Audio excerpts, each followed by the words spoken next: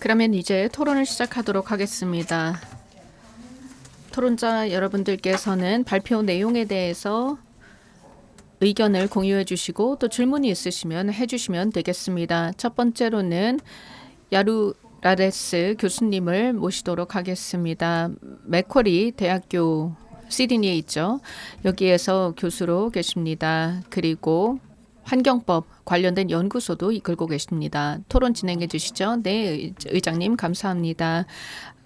내외기빈 여러분, 동료 여러분, 참석자 여러분, 이렇게 오늘 함께하게 되어 매우 영광스럽게 생각합니다.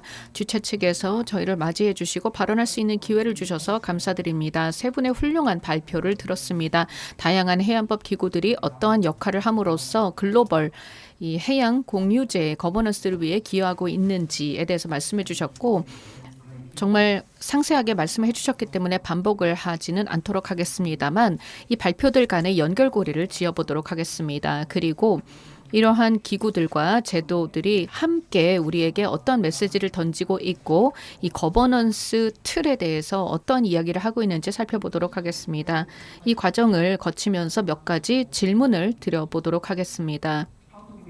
우리가 어떻게 다양한 참여 국가들과 해양법 기구들이 협력함으로써 공동의 목표를 달성함과 동시에 다양한 국가들이 기술과 자원, 영향력을 가지고 경쟁하는 이러한 상황을 대응할 수 있을 것인가. 그리고 두 번째로 과학을 기반으로 하지만 과학적인 불확실성 때문에 행동을 하지 못하는 상황을 어떻게 피할 수 있을까? 그리고 세 번째로 의미 있는 조율과 협력을 지구해양 공유제와 관련하여 어떻게 촉진할 수 있는가에 대해서 생각해 보아야 할 것입니다. 여러분들도 아시겠지만 지구해양 공유제는 아주 초기부터 나왔던 개념입니다. 일부 공간은 특정한 국가가 소유할 수 없다라는 개념입니다. 따라서 이러한 공유 공간에 대해서는 우리 모두가 책임을 져야 한다는 것인데요. 이 공동 책임이라는 것은 여러 다양한 균형을 통해서 이루어질 수 있습니다. 행동할 수 있는 자유, 즉 공해에서 활동을 할 수 있는 자유가 있지만 다른 이들에게 해를 가해서는 안 될 것입니다. 해양의 자원들을 탐사할 수 있는 자유가 있지만 생태적인 해를 끼쳐서는 안 될 것입니다. 생물학적인 또 해양 관련된 과학을 진전시켜야 하겠지만 개도국도 참여시켜야 합니다. 앞서서 발표를 통해서 들을 수 있었던 것처럼 이런 균형을 맞추는 것은 쉽지 않은 것입니다. 그리고 UN 해양법 협약의 텍스트에 기반을 한다기보다 다양한 해양법 기구들과 제도들이 얽혀 있어서 이들이 일상에 영향을 미치고 협약이 구체화되는 그런 역할을 합니다. 따라서 다양한 해양법 기구들이 서로 조율을 하고 표준을 수립하고 또 대화를 촉진하는 역할을 합니다. 그리고 해양 공유제라는 것은 함께 관리해야 한다라는 것을 다시 한번 강조해 준다고 생각합니다. 모섭 교수님께서 말씀해 주신 바대로 그 관점에서 BBNJ는 매우 독특하다고 생각합니다. 새로운 어떤 틀이 마련이 되는 것인데요. 이러한 BBNJ의 시작으로 인해서 무언가를 대체하는 것이 아니라 대화를 촉진할 수 있다라고 생각합니다. 그 대화를 유지하고 지식을 공유하며 또 노력의 중첩을 예방할 수 있을 것입니다. 이러한 관점에서 모섭 교수님께 질문을 드리도록 하겠습니다.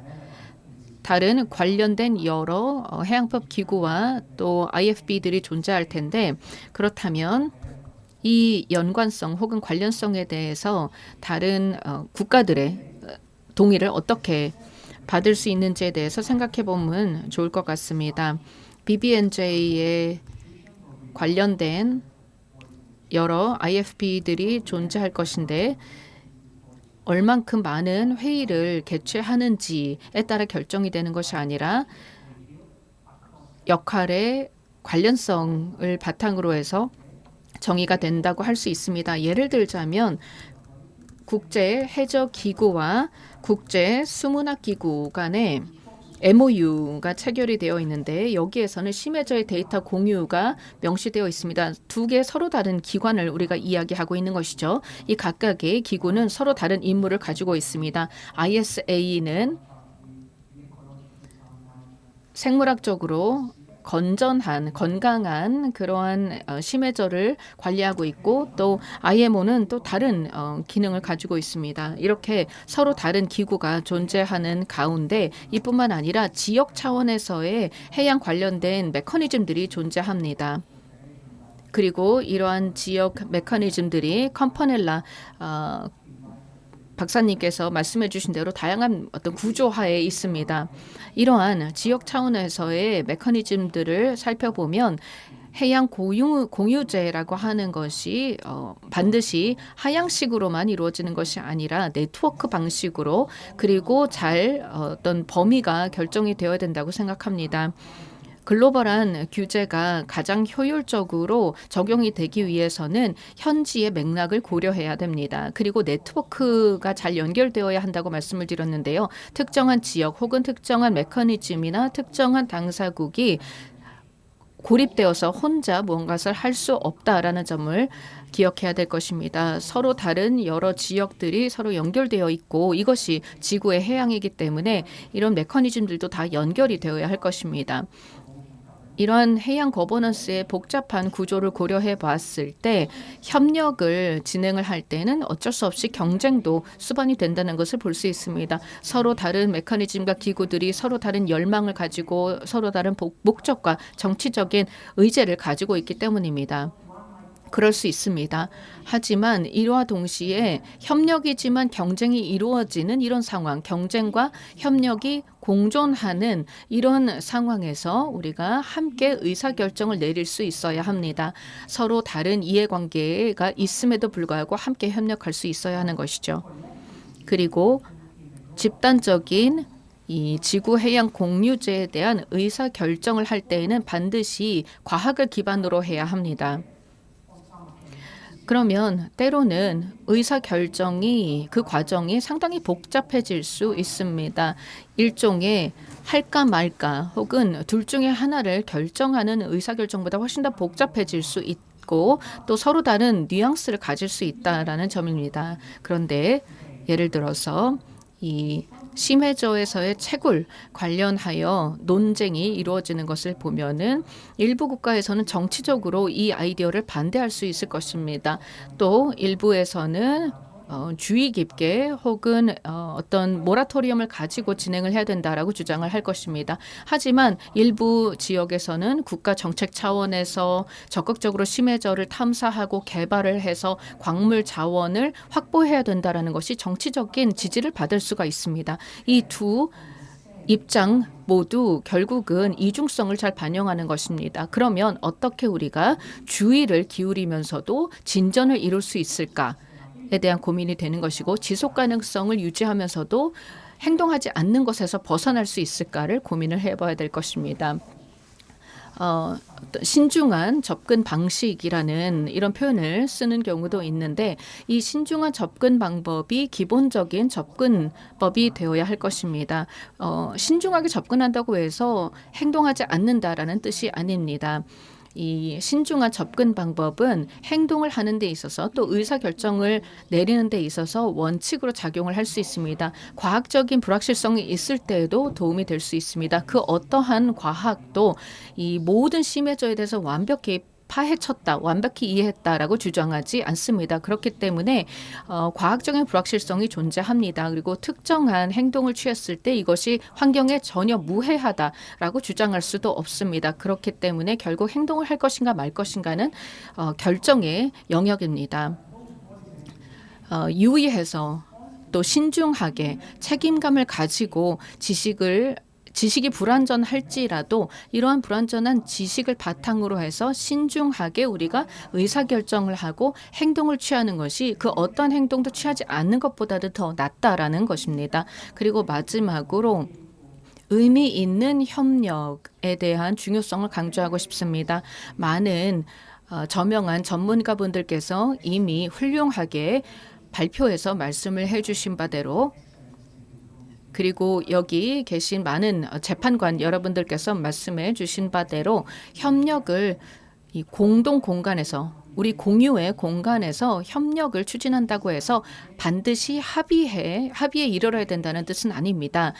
서로의 이야기를 듣고 경청하고 서로 계속해서 대화를 하고 협의를 하는 이 과정을 협력이라고 볼 수가 있겠습니다. 다시 말해 나의 입장을 조정할 의지를 가지고 다른 측의 이해관계와 입장을 들어보고 그렇게 함께 조정해서 나감으로써 공동의 영역을 지키는 것이 의미 있는 협력이라고 생각합니다. 다시 말해 상대방의 입장을 존중하고 상대방의 입장을 경청하면서 나의 입장을 조정할 수 있는 의지를 가지고 나가는 것이 의미 있는 협력이라는 원칙입니다. 이러한 원칙을 바탕으로 해서 자원 개발에 대한 합의라든지 아니면 영해에 관련된 분쟁이라든지 특히 북극해에 대한 여러 분쟁이 있음에도 불구하고 우리는 의미 있는 협력을 해야 합니다. 분쟁이 있는 지역에서도 대화는 이루어져야 합니다. 대화는 결국 존중, 법치에 대한 존중, 그리고 취약한 생태계에 대한 존중, 그리고 상호적인 상대방에 대한 존중을 의미하는 것입니다. 우리가 다양한 해양법 기구들의 역할에 대해서 논의하면서 기억해야 할 것이 있습니다. 이러한 기구들은 단지 행정적인 어떠한 장치들이 아닙니다. 협력을 위한 채널이며 이러한 기구들이 얼마나 효과를 발휘하고 있는가는 어떠한 합의가 이루어졌는가 로 결정되는 것이 아니라 얼만큼 서로 간의 차이를 공유하고 대화를 하고 진전을 이루었는가로 평가되어야 할 것입니다. 그래야만 우리가 온전한 지구해양 공유제를 함께 관리할 수 있을 것입니다. 감사합니다. 대단히 감사합니다. 이 말씀이 우리의 논의에 큰 도움이 되리라 생각합니다. 다음으로는 한국해양과학기술연구원의 이창열 연구원님을 모시도록 하겠습니다. 이 박사님 발언 부탁드립니다. 감사합니다. 재판관님. 안녕하십니까. 내외기빈 여러분, 참석자 여러분. 저 또한 먼 거리 이동하셔서 한국까지 오신 모든 분들을 환영합니다. 즐거운 시간 보내시기 바랍니다. 우선 이 훌륭한 학술 회의에 함께하게 되어 영광입니다. 주최 측 여러분들께 감사의 말씀을 드립니다. 제10회 해양법 국제학술회의에 초대해 주셔서 감사드리고 제가 이 패널에 토론자로 참여할 수 있도록 배려해 주셔서 감사드립니다. 모섭 교수님께서 BBNJ 협약과 조율에 대해서 말씀을 해 주셨고 이론적인 틀도 말씀해 주시면서 실제까지 말씀해 주셨습니다.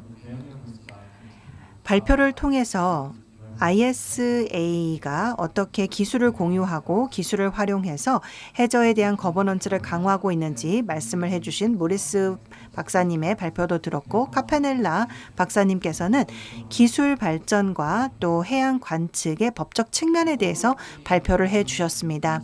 세 건의 발표 모두 탁월한 학자적 연구와 또 통찰력을 보여주셨습니다. 모로스 박사님께서는 ISA의 기술적인 거버넌스에 대해서 말씀을 해주셨고 저는 구체적으로 모소프 박사님과 캄펠라 박사님의 발표에 대해서 말씀을 드리면서 특히나 우리가 소위 말하는 공동의 해양 자산과 관련된 거버넌스를 집중해서 말씀을 드리도록 하겠습니다. 제가 본 학술회의에 초대를 받았을 때 어떤 세션에서 참여하게 될지를 보면서 과연 지구해양 공유제가 무엇일까 생각을 해봤습니다. 해양 환경을 국경 없이 보존한다라는 것을 의미할지 혹은 BBNJ를 의미하는 것인지 아니면 좀 더 근본적으로 지구해양 공유제라는 것이 해양 자원과 데이터 까지도 포함을 하고 있는지 궁금했습니다. 이러한 질문은 단순히 의미상의 질문은 아니라고 생각합니다. 모섭 박사님의 분석을 보면 어떻게 하면 기능적인 점을 생각해 볼 수 있는지를 볼 수가 있었고, 캄펠라 박사님은 정보와 관련된 부분을 말씀을 해 주셨습니다. 그래서 이 정보까지도 지구 해양 공유제에 포함될 수 있지 않을까라는 생각이 들었고, ISA 데이터 공유 시스템에 대한 발표를 보면 정보적인 측면도 다루어 주시는 것을 볼 수가 있습니다. 제가 생각하기에는 지구 해양 공유제라는 개념을 정립하는 것이야말로 기술적 거버넌스와 협력을 생각을 하고 우리의 공통의 해양을 보전하고 보호하는 데 중요한 개념이 될 것이라고 생각합니다. 모소프 박사님의 발표와 관련해서 말씀을 드리자면 아주 탁월하게 BBNJ를 이해할 수 있도록 근간을 마련해 주셨고, 또 IFB 간 협력에 대해서 말씀을 해 주셨습니다. IFB 간 협력은 지구 해양 공유제의 거버넌스를 위해서 필수적이라고 생각합니다. 그리고 또한 협업에 대한 의무 사항들에 대해서 생각을 해보고 싶습니다. 제5조를 보면 이와 같은 협약은 IFB를 침해하지 않아야 하며 조율과 협약을 할 때 침해하지 않아야 한다라는 표현이 있습니다. 이 침해를 하지 않아야 한다라는 것은 IFB의 자율성을 강조한다라고 생각을 하고, 또한 통합 이루어질 때에도 각 IFB가 보존이 되어야 한다는 것을 의미한다라고 생각을 합니다. 이러한 조율로 인해서 IFB 간의 상충과 침해가 없어야 한다는 것을 강조하고 있다라고 생각을 합니다. 침해하지 않는다라는 표현 자체가 조율과 협력을 하되 IFB의 각각의 자율성과 법적인 지위를 유지한다라는 뜻으로 사용하고 있다라고 생각을 하고, 조율이라는 표현 같은 경우에는 기존의 IFB 간의 기능을 대체하지 않은 채 기능의 시너지를 이루어야 한다라는 것을 의미한다라고 생각을 합니다.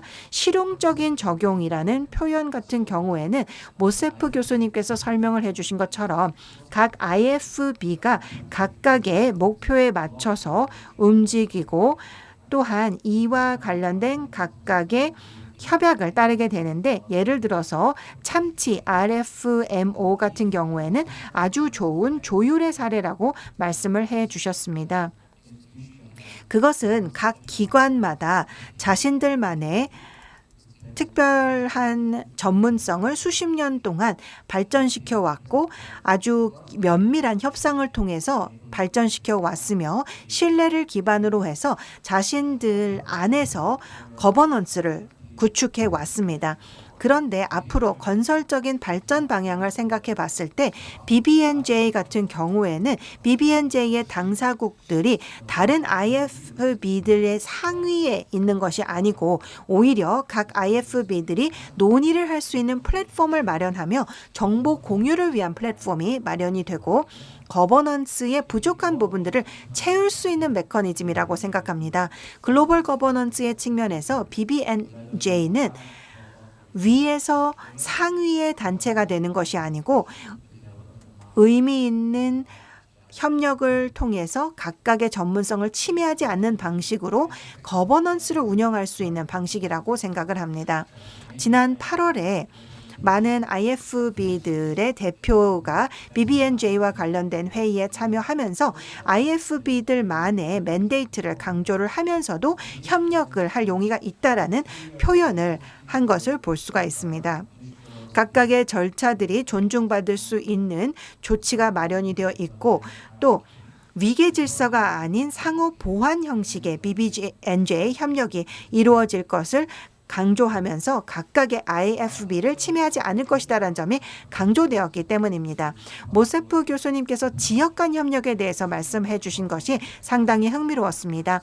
지역별 협력 플랫폼들에 대해서 말씀을 해 주시면서 각 지역의 특성을 잘 반영하고 있으며 그 지역 내의 신뢰관계를 반영하고 있기 때문에 전 세계 합의보다는 좀 더 쉽게 영내에서 합의를 이루어서 협회가 이루어지고 있다라고 말씀을 해주셨습니다. 카팔라 교수님께서는 조금 다른 차원의 지구해양 공유제에 대한 접근을 해 주었습니다. 예를 들어서 바다에 대한 정보를 중심으로 접근을 했는데 그 중에 핵심 중에 하나가 정기적인 실시간의 해양 관측은 전통적인 해양 관측과 다르게 취급되어야 하느냐라는 것인데요.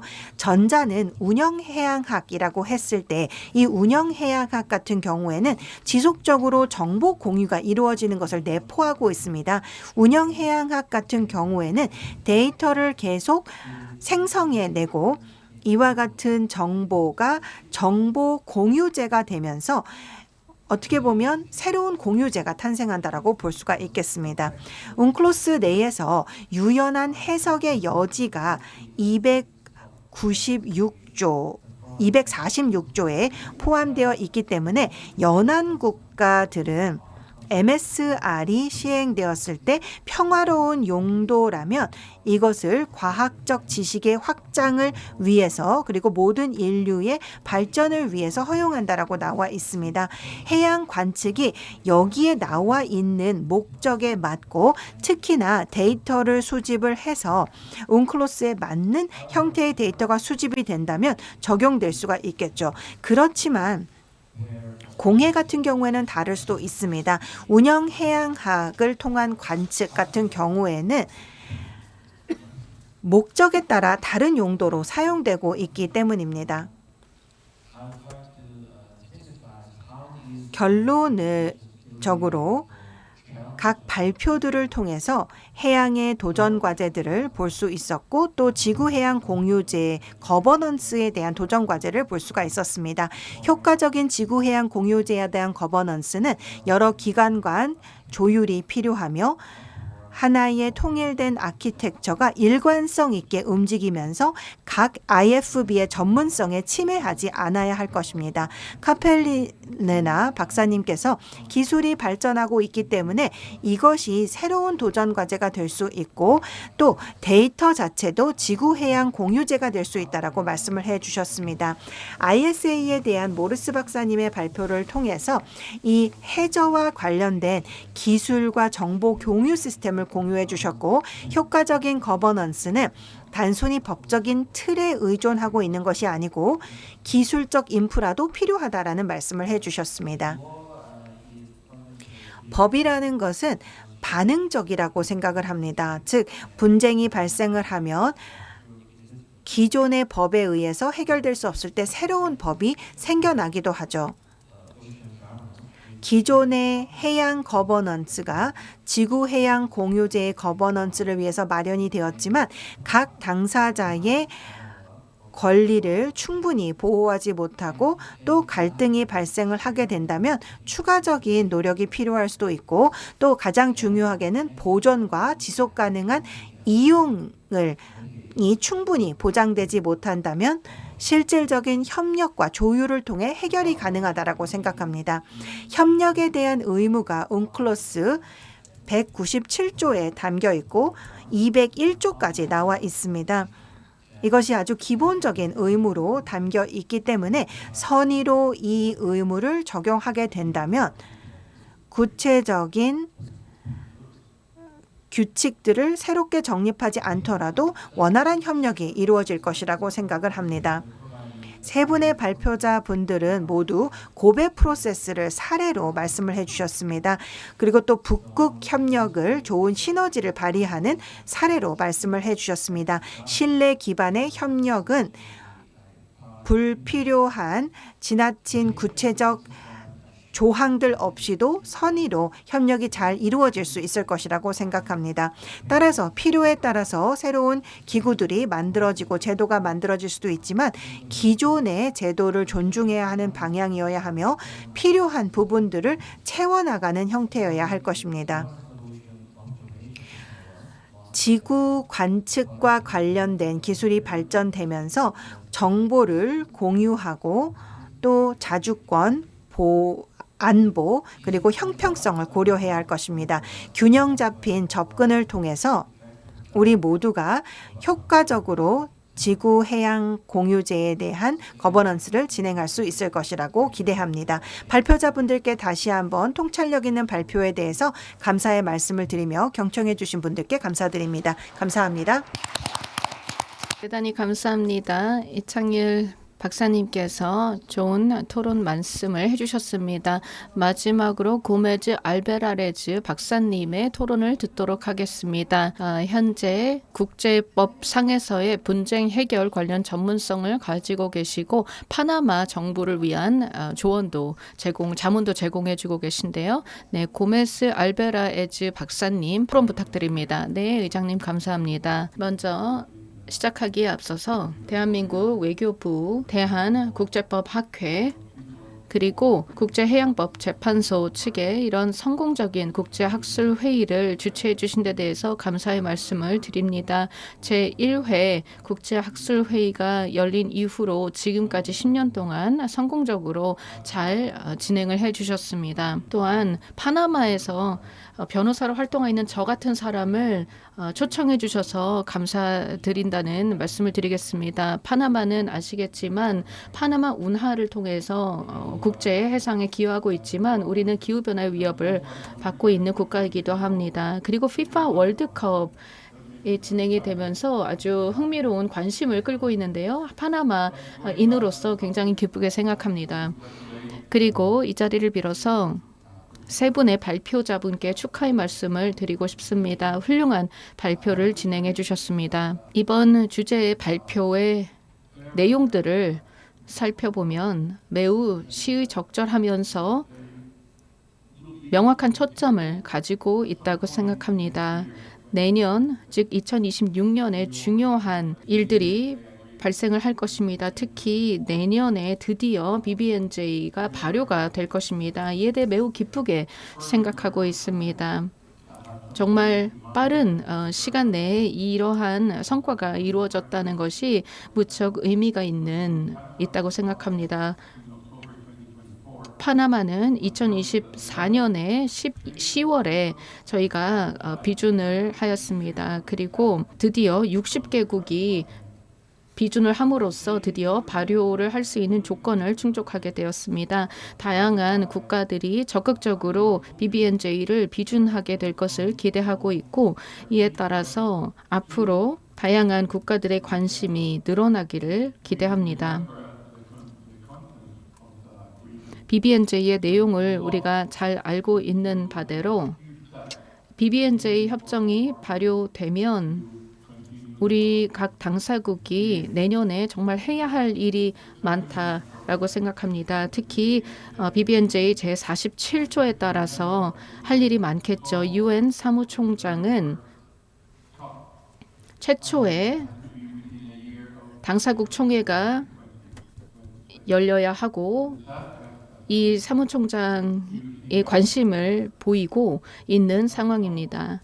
이 제1차 당사국 총회에서는 정말 많은 책임을 부여받게 될 것이고 할 일이 많을 것입니다. 여러 가지 절차에 대해서도 협의를 해야 할 것이고 정보 공유 메커니즘도 작업을 해야 할 것이고 과학기술 기구 작업도 해야 할 것이고 그뿐만 아니라 구체적으로 사무국을 구성하는 작업도 해야 할 것입니다.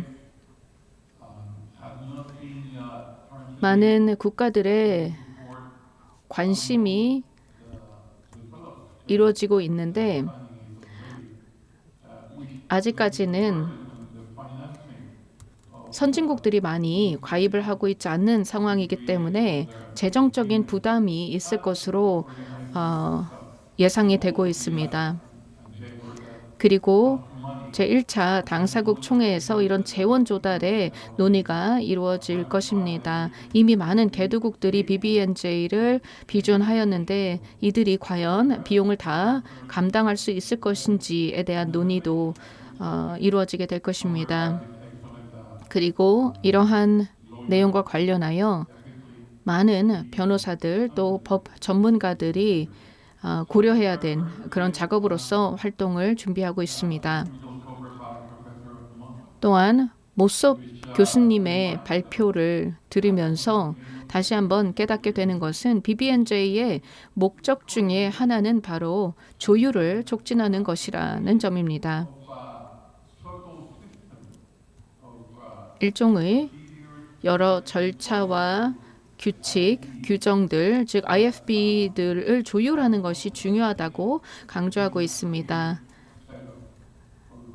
사실 이러한 다양한 기구들 간의 일관성을 높이는 것이 매우 중요합니다.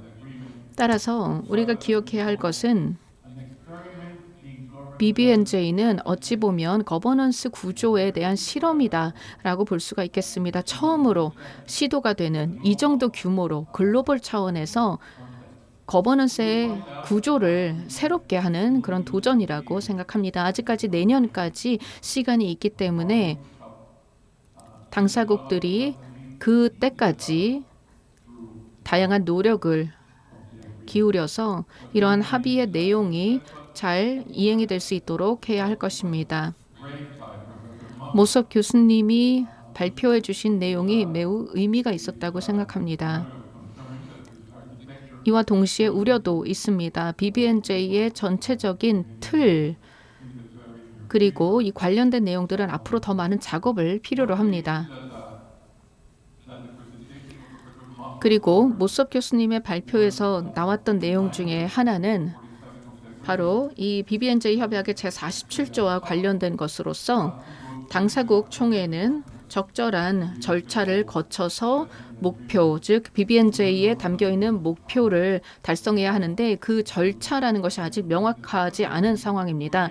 그래서 절차를 만들어야 하는 그런 작업들이 이루어져야 하는 것이죠. 이에 대한 우려가 여전히 있습니다. 물론 저는 낙관적인 사람입니다. 하지만 현실적으로 접근해야 합니다. 모든 부분들이 다 완성이 되거나 완료가 된 것은 아닌 이런 상황에서 내년 이 협정이 발효되는 모습이기 때문에 우리가 좀 더 현실 감각을 가지고 작업을 해야 할 것입니다. 기존의 여러 IFB들을 조율하고 또 각각의 어떤 규정들을 잘 조율할 필요가 있겠습니다. 어떠한 기구나 어떠한 기구를 어떤 기관을 만드는 것이 목표가 아닙니다. 일종의 어떤 통일감을 줄 수 있는 틀을 마련을 해야 할 텐데 어떤 모습을 갖추게 될지는 내년에 좀 두고 봐야 할 것입니다. 교수님께서 말씀해 주신 내용들이 그렇기 때문에 매우 의미가 있었다고 생각합니다. 현재 만들어지고 있는 구조, 그 모양을 갖추고 있는 구조가 힘을 발휘하고 효과를 발휘하기 위해서는 당사국 총회에서 많은 내용들이 결정되어야 할 것입니다. 네, 또 중요하게 말씀드리고 싶은 것은 현재까지 두 개의 국가만이 즉 칠레와 벨기에 이 두 개의 국가만이 이 BBNJ 사무국을 유치하겠다라고 이야기를 한 상황입니다. 물론 사무국을 유치하겠다라는 국가가 더 많이 나타나면 좋겠지만 현재로서는 두 개의 국가뿐입니다. 그리고 다양한 IFB들이 제가 생각하기에는 더 명확해질 필요가 있습니다.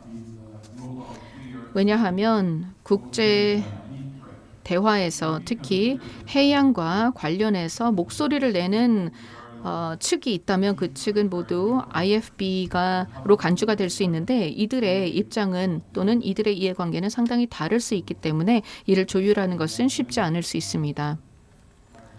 네, 이제 시간이 거의 다 된 것 같은데요. 저는 그러면 그 다음 발표에 대한 토론도 진행해 보도록 하겠습니다. 달로 모로스 선생님이 ISA 입장에서 발표를 해주셨는데요. 먼저 축하를 드리고 싶습니다. 11월 1일은 정말 최초로 전 세계가 심해저의 날을 지정해서 축하한 날입니다. 이러한 기념일이 제정이 되었다는 것은 국제해적기구가 얼마나 많은 기여를 하였는가를 확인할 수 있는 것인데요. 11월 1일이 왜 11월 1일인가라고 하면 몰타의 외교관이 유엔에 서서 심해저를 보호해야 된다라는 목소리를 낸 날이기 때문입니다. 우리 인류를 위해서뿐만이 아니라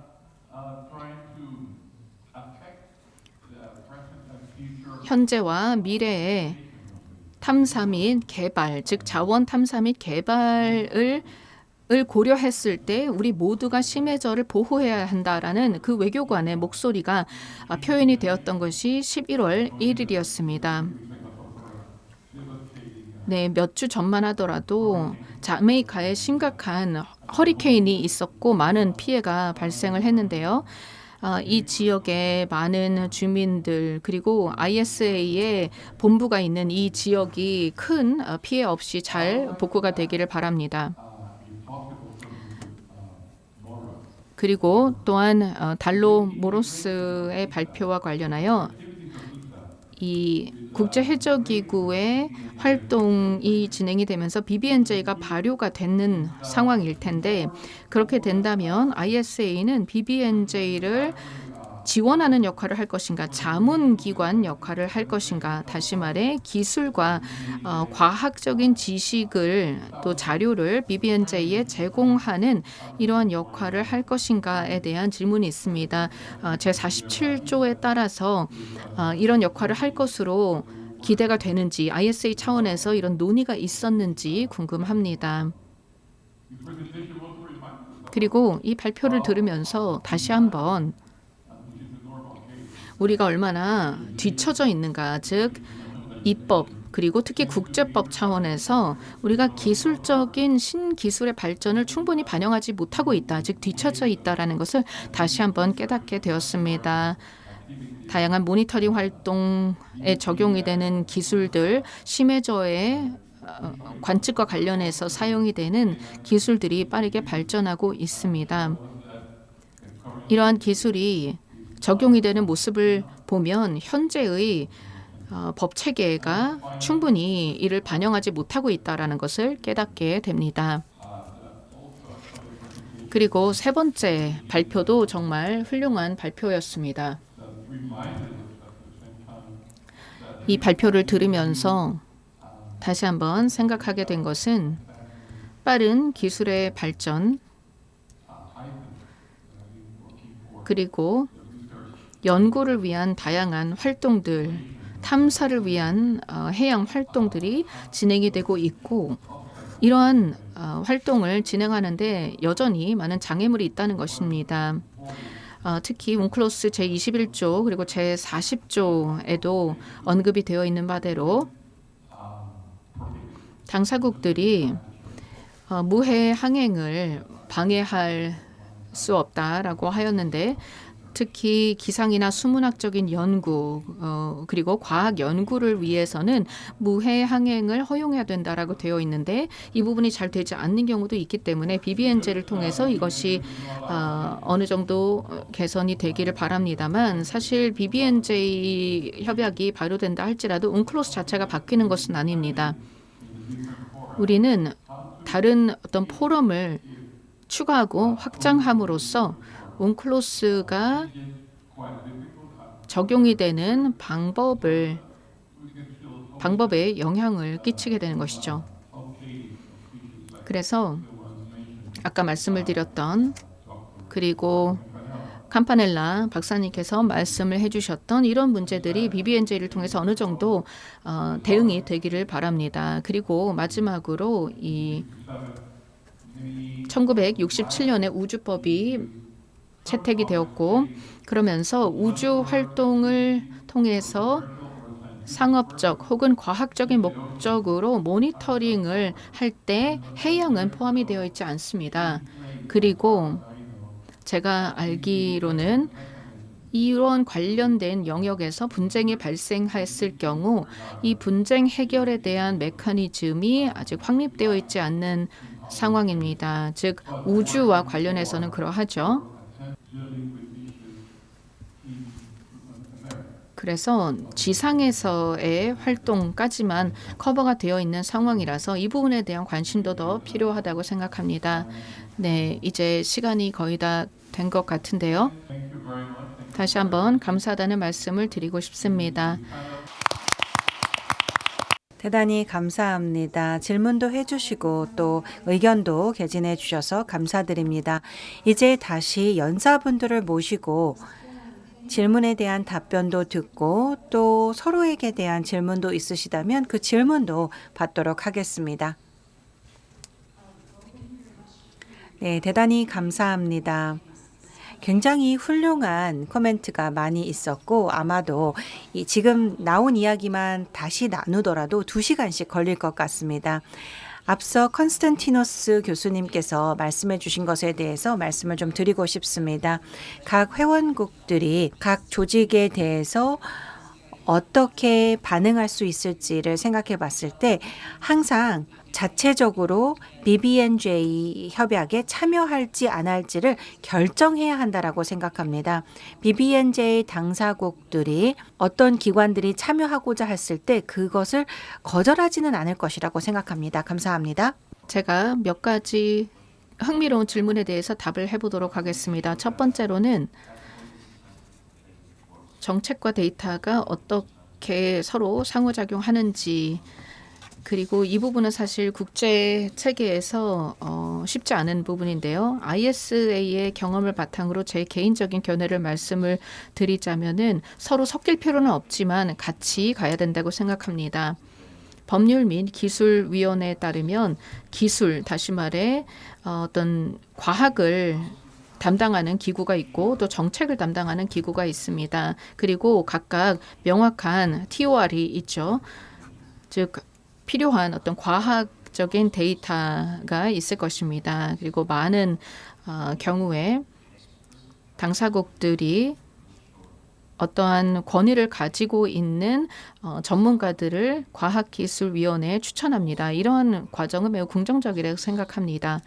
그리고 이 프로세스에서는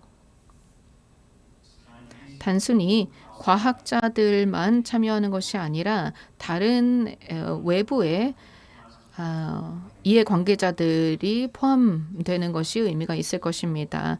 즉 심해저 전문가들뿐만 아니라 환경 전문가들까지 같이 참여하게 되면 데이터와 지식 그리고 더 나아가서 그 활동의 정당성을 확보할 수 있습니다. 하지만 혼동해서는 안 될 것입니다. 정치적인 의사결정은 최고 의사결정 기구에서 정하는 것입니다. 물론 과학을 기반으로 하죠. 하지만 과학은 계속해서 바뀌고 있습니다. 그런데 어느 시점에서는 잠시 멈추고 의사결정을 해야 하는 것입니다. 그러한 상황에서 어느 정도의 이 과학적인 불확실성은 감수하면서 의사결정을 내려야 하는 것입니다. BBNJ 협정 관련하여 저희는 매우 기쁘게 생각합니다. 우리 가족이 늘어나는 기분입니다. 특히 해양 유전자 정보와 관련된 내용이 특히 샘플 차원에서 가치를 제공할 것이기 때문에 저희 계약 업체들이 다양한 샘플을 제공합니다. 생물학적인 샘플, 또 바다의 어떤 액체 샘플 등 여러 가지 샘플들을 저희가 수집을 하고 있는데 특히 보호구역과 관련해서는 저희 ISA는 특히 CBD의 기준을 이용을 하고 그리고 FAO 기준을 이용을 해서 심해저의 어업과 관련된 규정을 적용을 합니다. 그러니까 서로 다른 다양한 기준들이 있고 또 과학적인 기준을 우리가 바탕으로 한다면 일관성을 유지할 수 있을 것입니다. 또한 환경 영향 평가와 관련된 규제와 또 규칙들도 있고 그리고 역량 강화를 위해서 많은 활동을 하고 있다라는 점도 말씀을 드렸는데 이 역량 강화 관련해서도 더 많은 조율이 필요합니다. BBNJ와도 함께하게 될 것이고 또 뉴욕에서도 저희가 활동을 하면서 업저버의 지위로서 저희가 어떤 기여를 할 수 있을지에 대해서 고민하고 있습니다. 특히 온실가스 관련하여 당사국 총회에 참여하고 저희가 적극적으로 이 서로 다른 기술 기구와 함께 하게 될 것입니다. 네, 감사합니다. 저는 굉장히 다양한 질문을 받아서 간략하게만 말씀을 드리도록 하겠습니다. 청중 질문을 위해서 시간을 좀 남겨보도록 하겠습니다. 마지막으로는 분쟁 해결과 관련된 질문이 나왔던 것으로 기억합니다. 제가 웅클로스의 해석을 말씀드릴 입장은 아니라고 생각을 합니다만 제가 갖고 있는 가장 큰 우려점은 새로운 기술들이 생겨났을 때 자주권을 보호하는 것을 웅클로스 하에서 보존할 수 있기를 기대하고 있는데 이것이 우주 활동과 관련해서 위성 활동과 관련된 부분입니다. 70년대에 협약에 대한 협상이 있었을 때 당연히 위성을 통해서 정보를 수집할 것이라고 생각을 못했던 것 같습니다. 해저에 대해서 위성 관측까지는 생각하지 못했던 것을 생각해 볼 수가 있습니다. 우주법을 보면 현재 분쟁 해결과 관련해서 여러 가지 허점들이 있습니다. 72년에 피해 책임과 관련된 협약은 우주 물체로 인한 피해를 정의하고 있고 이러한 법이 일부 적용될 수 있기는 합니다. 중재법원에서 우주 활동에 관한 분쟁 해결도 다루고 있고 또 국제법위원회에서도 우주 활동에 관한 분쟁 해결을 위해서 우주재판소 ICJ 그리고 또 중재재판소를 제안하고 있습니다. 이러한 분쟁은 국가 대 국가의 분쟁일 수도 있지만 비국가 주체의 분쟁일 수도 있습니다. 그렇기 때문에 현재의 법 틀에 여러 어려움들이 있을 수가 있습니다. 정보와 데이터도 지구 해양 공유제의 일부이냐라는 질문에 대해서 저는 예스라고 답변을 드리고 싶습니다.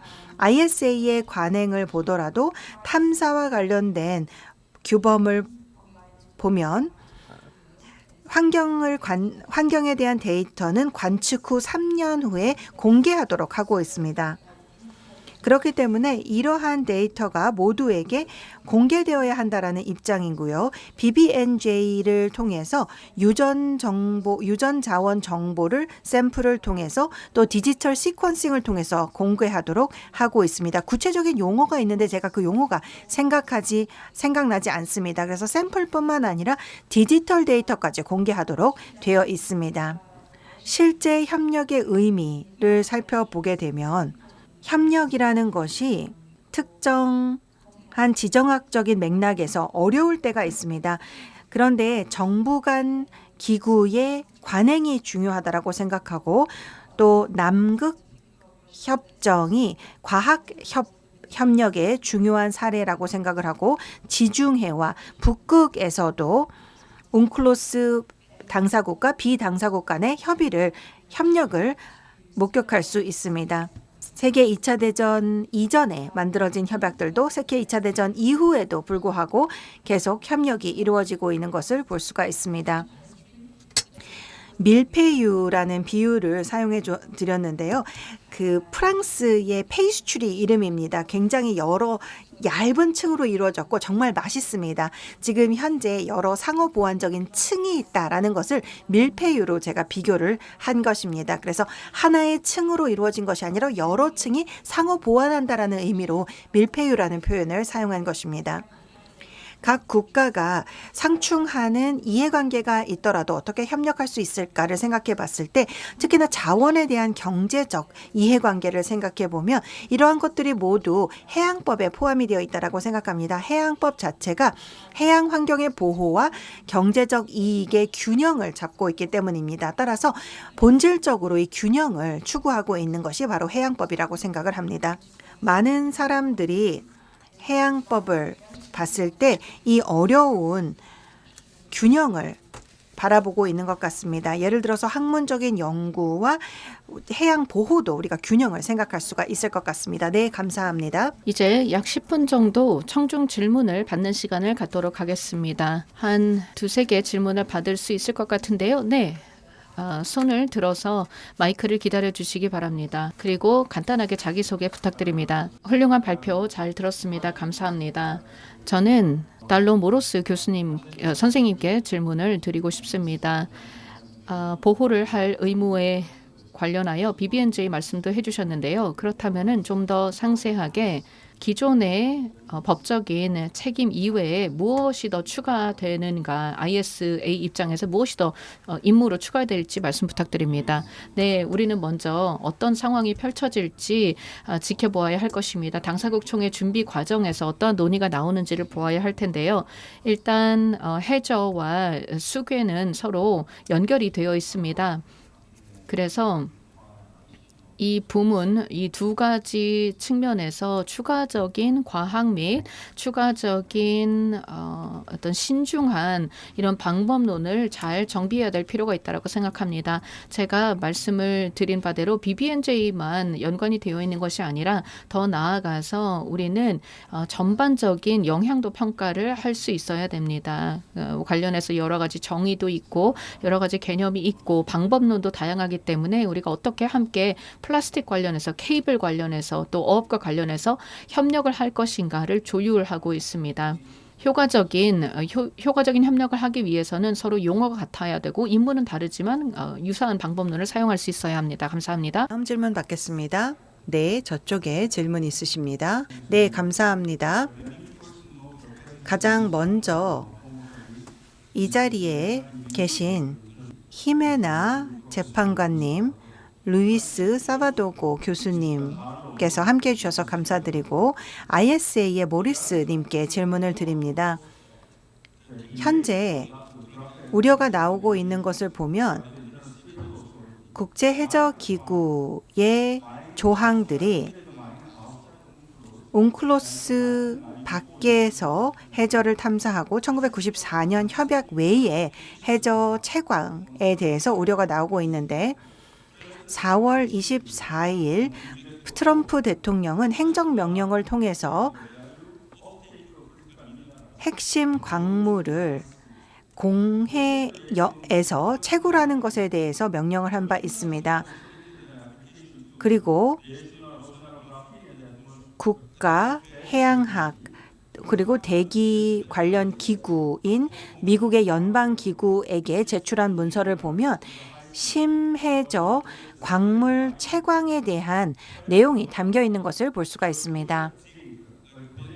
한국에 있는 회사도 6월에 금속에 대한 고려 아연이 투자를 할 것을 발표한 바 있습니다. 그러면 미국 정부의 조치와 또 한국의 기업이 투자를 한 것 그리고 고려 아연이 투자를 하는 계획에 대해서 국제해저기구의 입장이 어떤지 궁금합니다.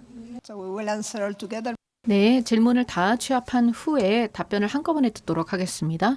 네, 패널 여러분들 감사하다는 말씀을 드리고 싶습니다. 매우 포괄적인 논의를 진행해 주셨습니다. 저는 구체적으로 달로 모로스 선생님께 질문을 드리고 다음으로 타신 캄팔레나 박사님께 질문을 드리겠습니다. 왜냐하면 두 분 다 국가의 의무 그리고 드론을 이용한 탐사에 대한 말씀을 해주셨기 때문입니다. 먼저 우리가 미래의 어느 시점에 특정한 국가의 이 이산화탄소 및 오염 물질 관련된 활동을 전 세계적인 어떠한 기구를 통해서 규제를 해야 한다면 그리고 이러한 규제 시스템을 마련을 하게 된다면 어떻게 이것이 작동을 하게 될까요? 예를 들어 파리 협약에 따라서 일종의 어떤 오염 감시를 위한 경찰 조직 등이 마련이 된다라고 상상한다면 해저 혹은 해양과 관련해서는 어떠한 메커니즘이 가능할까요? 감사합니다. 네, 저는 하마드 알틀리라고 합니다. 바른스 정책연구소에 몸담고 있습니다. 또 아시아의 법치주의 연구소에서도 근무하고 있습니다. 호세 달로스 모로스 님께 질문을 먼저 드리고 두 번째 질문은 모든 분들께 드리는 질문입니다. 이미 발전한 국가들은 장기적인 환경 비용과 또 사회적 비용을 초래하고 있습니다. 심해저 채광 또한 새로운 위험을 지구 해양 공유제에 미칠 수 있다라는 우려가 있는데요. 예를 들어서 해양 환경을 탐사할 수 있는 여지가 적은 국가들 같은 경우에는 이러한 과학적인 비대치성을 생각해 봤을 때 말씀하신 도구, 예를 들어서 실시간 규제를 한다든지 장기적인 데이터를 저장하고 또 자연을 오염시키고 자원을 채광하는 이러한 책임을 지는 것에 대해서 어떻게 책임을 져야 하는지 궁금합니다. 이 문제에 기여를 많이 했으면 더 많이 책임을 져야 하는 구조를 만들 수 있을지 궁금합니다. BBNJ 입장에서 봤을 때 ISA나 여러 정부 간 기구들이 분야별 기구나 지역별 기구일 때 지금 존재론적인 위험에 놓여 있는 기후변화와 환경 파괴로 인해서 위기에 놓여 있는 지역사회에 대해서 어떻게 대응할지 궁금합니다. 이제 그러면 연사분들과 토론자분들을 모시고 답변을 듣도록 하겠습니다. 네, 질문해 주셔서 감사합니다. ISA에 대한 관심이 많이 있는 것 같습니다. 그리고 이는 긍정적인 현상이라고 생각합니다. 왜냐하면 우리가 글로벌 사회로서 우리가 직면하고 있는 딜레마를 다루고자 하는 의지를 보여주기 때문입니다. ISA의 최고 의사 결정 기구와 또 다른 영역에서의 대화에 또 논의를 보면 ISA는 독특한 권위와 의무를 가지고 있고 심해저에서의 환경 보호와 또 규제를 하는 그런 권한을 가지고 있습니다.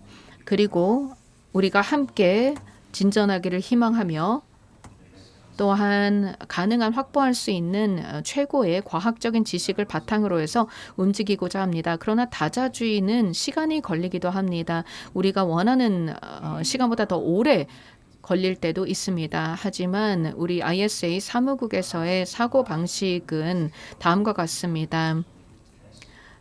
통합된 규제 텍스트의 제2차 검토 과정을 진행을 하고 내년에 다시금 대화의 장을 열어서 우리 운영위원회에서의 그 검토가 다시 진행이 될 것입니다. ISA 옵저버들이 많이 있습니다. 미국을 포함해서 많은 옵저버들이 있고 미국은 실제로 참여를 하고 논의에 경청을 합니다. 그렇기 때문에 이러한 대화의 장이 기회가 될 수 있다고 생각합니다. 우리가 오늘날 직면하고 있는 많은 도전 과제는 결국 규제와 승인을 빠르게 진행을 하는 것을 필요로 합니다. 그리고 이산화탄소 배출과 관련된 의제는 저희 ISA에도 상정되는 이러한 의제이기도 하고 다양한 문헌들이 있습니다. 저희 ISA의 웹사이트를 가보면 관련된 정보도 올라가 있습니다. 우리는 심해저에서 이 탄소 배출로 인한 압박이 늘어나고 있는 것을 인지하고 있습니다. 그리고 대부분의 탄소는 연안에 더 가까이 포집이 되어 있기 때문에 심해저에 대한 영향은 연안보다는 좀 천천히 진행이 됩니다. 하지만 서서히 그 압력이 증가하고 있기 때문에 해수면뿐만 아니라 해저까지도 분명히 영향을 미치게 될 것입니다. 그리고 이러한 영향이 우리의 식량 가치 사슬에 미치는 영향도 같이 생각해 보아야 합니다. 개도국의 상황에 대해서도 질문해 주셨는데요. 현재 논의되고 있는 부분 중에 하나가 바로 모든 회원국들이 함께 공동으로 다양한 개도국을 지원하기 위한 영역에서, 즉 이들이 위치한 영역에서의 탐사 활동과 데이터 수집 활동을 진행하는 것과 관련된 것인데요. 인공지능과 새로운 로봇 기술을 이용을 할 수 있을 것입니다. 그리고 저희 계약 업체 중에 한 곳이 제안을 하는 것이 새로운 어떤 조사를 하겠다라고 하면 이런 새로운 조사 기법에 대해서는 반드시 영향 평가가 들어가게 되고 공개적인 의견 수렴 과정을 거치게 됩니다. 그러한 방식을 통해서 탐사와 관련된 그리고 더 나아가서 이후에 이 개발과 관련된 활동들을 규제할 수 있도록 하는 노력이 이루어지고 있습니다. 감사합니다. 저도 간략하게 마지막 질문에 대해서 말씀을 드리고 싶습니다. 분야별 기구들이 존재론적 리스크에 어떻게 대응할 수 있는지에 대한 질문입니다. 제가 생각하기에는 BBNJ 협정이 실제로 우리의 해양의 모습을 제대로 그려볼 수 있는 초점을 마련해 줄 수 있다면 우리가 어떠한 문제에 직면해 있는지가 더 명확해질 것이라고 생각합니다. 지역별 기구, 분야별 기구들이 조각조각 알고 있기 때문에 큰 그림을 그리지 못하는 경우도 있어서 제가 기대하기로는 BBNJ 협정을 통한 조율과 협력을 통해 지금 현재의 도전 과제에 더 큰 그림을 그릴 수 있기를 기대하고 이것을 해결하기 위한 경로도 벌 수 있기를 기대합니다. 네, 아주 좋은 결론이라고 생각합니다. 네, 국제적으로 제가 생각하기에는 폴리싱을 하는 것은 큰 좋은 대안은 아니라고 생각합니다. 각 국가의 책임성을 생각해 보면 비정부 주체들의 행동으로 인한 책임을 국가에게 지어주는 것은 적절하지 않다라고 생각하고 드론을 사용을 한 탐사에 대해서도 아직까지 여러 가지 발전을 해야 하는 부분들이 많이 있습니다. 예를 들어서 기국이나 혹은 위성을 발사한 국가 등에 대해서 여러 가지 명확하게 이해해야 하는 요소들이 굉장히 많이 있다라고 생각을 합니다. 감사합니다. 혹시 다른 의견 있으실까요? 네, 이번 세션을 거의 마무리할 때가 되었습니다. 또한 이틀간의 학술 회의를 마무리하는 세션이 되겠는데요. 함께해 주신 연사분들 또 토론자분들께 감사드리고 또 끝까지 참여해 주신 여러분들께도 감사의 말씀을 드립니다. 이번 세션의 논의를 통해서 해양의 국제 질서 그리고 법 질서가 그대로 고정되어 있는 것이 아니라 계속 움직이고 변화하며 진화한다는 것을 알 수 있었습니다. 이번 오후에 논의를 통해서 우리가 지구해양 공유제를 잘 관리하기 위한 여러 가지 임무들이 있고 해양법 기구들의 역할들이 있고 이들이 잘 조율하고 또 협력할 필요가 있다는 것을 다시 한번 확인할 수 있었습니다. 훌륭한 회의를 주최해 주신 대한민국 외교부, 대한국제법학회 그리고 국제해양법 재판소 측에 감사의 말씀을 드립니다. 감사합니다. 대단히 감사합니다. 좌장님 또 연사분들 통찰력 있는 논의에 감사의 말씀을 드립니다. 다시 한번 큰 박수 부탁드립니다. 이로써 마지막 세션을 마무리했고 제10회 해양법 국제학술회의를 마무리하게 되었습니다. 올해의 학술회의는 더 의미 있었다라고 생각합니다. 학술회의의 10주년 기념 회의였기 때문입니다. 다양한 통찰력과 비전을 공유할 수 있었고 또한 새로운 유산을 만들 수 있었다라고 생각합니다. 지난 10년 동안의 유산을 통해 보다 밝은 미래를 만들 수 있을 것이라는 희망을 갖게 되었습니다. 참석해 주신 온라인, 오프라인 참석자분들께 감사의 말씀을 드립니다. 국제학술회의의 지난 10년의 기념을 축하드립니다. 감사합니다. 여러분들께서 계속해서 내년에도 함께해 주시기를 기대합니다. 여러분 모두의 건승을 기원합니다. 내년에 다시 뵙겠습니다. 감사합니다.